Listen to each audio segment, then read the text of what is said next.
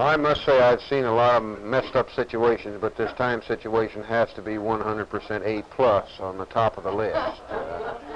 I don't believe you would really want me to say my real feelings about the time situation.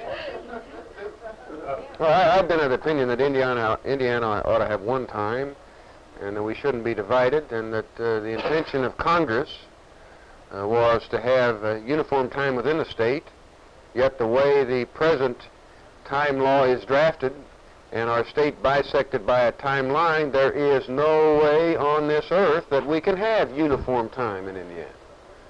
Senator, your opponent celebrated his 36th birthday last week and made reference to your age of 40 by saying he was the youth candidate. Would you care to comment on that?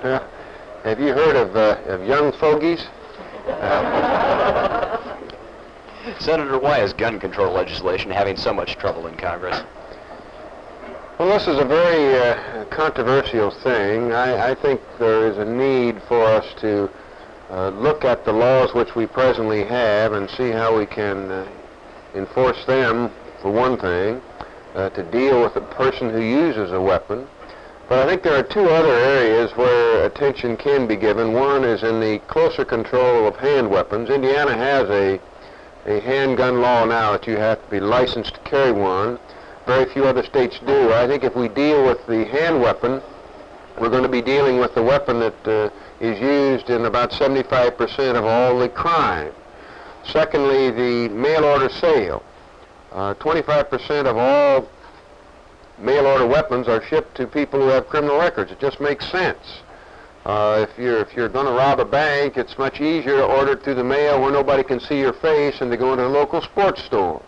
So I think if we put limitations on interstate mail order sales, perhaps providing a special provision in which antique gun collectors and this type of citizen who is dealing with a weapon that really is not going to be involved in a crime, that they have a special way of obtaining these collector's pieces.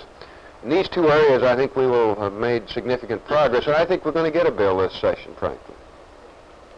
Have any of your constituents complained about the surtax, which has started taking bites out of their paychecks? Well, nobody likes to vote for increased taxes. I did not vote for the surtax bill.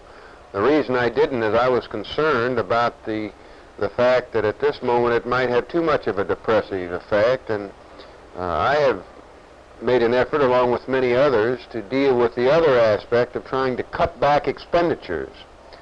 The administration proposal, which ultimately passed, was a double-barrel proposal with the surtax increase and cutting back expenditures too.